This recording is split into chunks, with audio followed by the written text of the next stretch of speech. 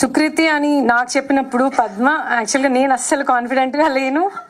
అంటే తను పాడుతుంది కానీ యాక్ట్ చేయలేదు, తనకు యాక్టింగ్ రాదు, పండు అంటున్నారు ఇలా అని చెప్పి చాలా భయపడ్డాను. బట్ దెన్ పద్మనే బాగా బలంగా నమ్మి సుకృతిని సినిమాలోకి తీసుకొని వచ్చింది. అండ్ ఇంకా వీళ్ళందరూ ఆర్టిస్టులు అందరూ నాకు చాలా ఇయర్స్ గ్యాప్ వచ్చేసింది వీళ్ళతో మాట్లాడి, కాబట్టి నాకు అందరి పేర్లు గుర్తులేవు, సారీ.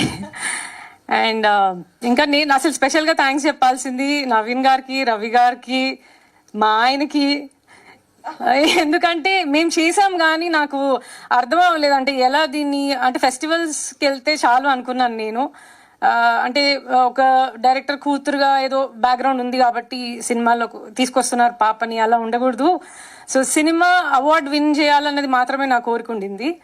సో అది అయిన తర్వాత అప్పటి నుంచి అంటే అందరూ అప్రిషియేట్ చేయడం చూసి నేను అందరూ స్కూల్ పిల్లలు, పేరెంట్స్, అంటే లైక్ టీచర్స్, గ్రాండ్ పేరెంట్స్ అందరూ చూడాలి అని అనుకున్నాను. అప్పుడు నాకు అసలు అర్థం అవ్వలేదు సినిమాని ఎలా రిలీజ్ చేయటము అని. బట్ నవీన్ గారు వాళ్ళు, రవి గారు వాళ్ళు, శశి గారు చూసి మేము చేస్తామండి, ఎందుకు మన సినిమా మన పాప మన ప్రొడక్షన్లో చేద్దామని చెప్పి వాళ్ళు ఫార్వర్డ్ వచ్చారు. Thank you so much Naveen గారు, రవి గారు. అండ్ నేను ఎవరెవరి గురించో మాట్లాడాలనుకుంటాను ప్రతి మీట్లో, కానీ నేను మర్చిపోతాను స్టేజ్ మీదకి వచ్చాక. సింధు సింధు సింధు అసలు సింధు షూటింగ్కి కూడా సరిగా రాలేదు. సో నాకు సింధుతో పెద్ద కనెక్షన్ లేదు. అయిపోయాను నా కూతురు పర్ఫామ్ చేయడం చూసి. అండ్ ఇంకెవరైనా మర్చిపోయాను. నేను ఇట్లా ఇట్లా పాజ్ తీసుకుంటే ఆగిపోతుంది నాకు, అంతేనేమో. యా, అండ్ మీరు అందరు చూడండి. ఓకే, భాను బాగా చేశాడు, నేహాల్ బాగా చేశారు. అండ్ భాను యాక్చువల్లీ నీకు కొంచెం ఎక్స్పీరియన్స్ ఉంది కాబట్టి అంటే నేను అందుకు కూడా కొంచెం కాన్ఫిడెంట్గా ఫీల్ అయ్యాను, ఎందుకంటే తను ఫస్ట్ చేస్తోంది, నేహాల్ ఫస్ట్ చేస్తున్నాడు. సో నీకు అట్లీస్ట్ ఆ మిషన్ ఇంపాసిబుల్ చేస్తున్నావు. సో నువ్వు కొంచెం ఉంటే వాళ్ళకి సపోర్టింగ్గా ఉంటుందని, అండ్ నువ్వు ఉన్నావు కూడా అలాగే. Thank you so much. And music director, మీరు చాలా మంచి మ్యూజిక్ చేశారు. అంటే నాకు అప్పుడు ఎవరు చేశారని, అప్పుడు ఇంకా సాంగ్స్ కూడా మనం ఏమీ చేయలేదు. సో నాకు తెలియదు అప్పటికి ఎవరు చేస్తారని షూట్ జరుగుతున్నప్పుడు. సో మీరు చాలా బాగా బ్యాక్గ్రౌండ్ చేశారు. నాకు ఆ క్లైమాక్స్ సాంగ్ కానీ తనని రెడీ చేస్తున్న సాంగ్స్ కానీ అవి ఏది చూసినా, తను హెయిర్ షేవ్ చేసుకుంటున్నా చూస్తున్నా ఏడుస్తూనే ఉంటున్నాను. నేను ఎన్నిసార్లు చూసి ఉంటాను ఇప్పటికీ ఆ సినిమా, ఎన్నిసార్లు చూసినా ప్రతిసారి నిన్న కూడా చూస్తూ ఉంటే నిన్న కూడా ఏడుస్తున్నాను మళ్ళీ. సో అంటే ఆ ఎమోషన్ మ్యూజిక్లో కరెక్ట్గా పెట్టారని అనిపించింది నాకు.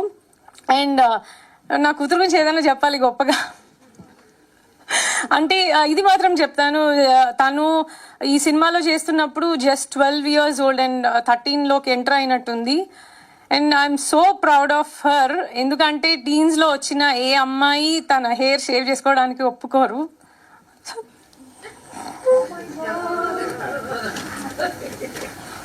Okay,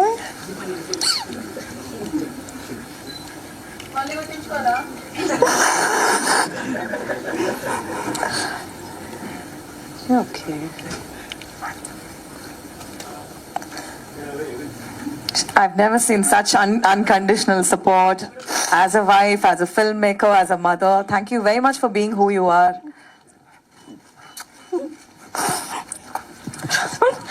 I thought I'll ask you a few questions. Should I ask you later? No. Okasari gatiga chappatlu ma'am ki please. That's mother's love. This is pure love pouring in. We love to watch you like that. Shall I also cry with you to give you company? Okay.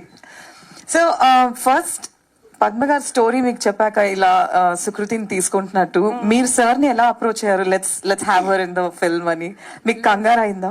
లేదు, పద్మ నన్ను approach అవ్వలేదు, ఆయన్నే approach అయ్యారు. ఆయన నాకు చెప్పారు, సింధు మిమ్మల్ని direct approach అయ్యారు. ఓకే, సో మీరు షాక్ అయ్యారా?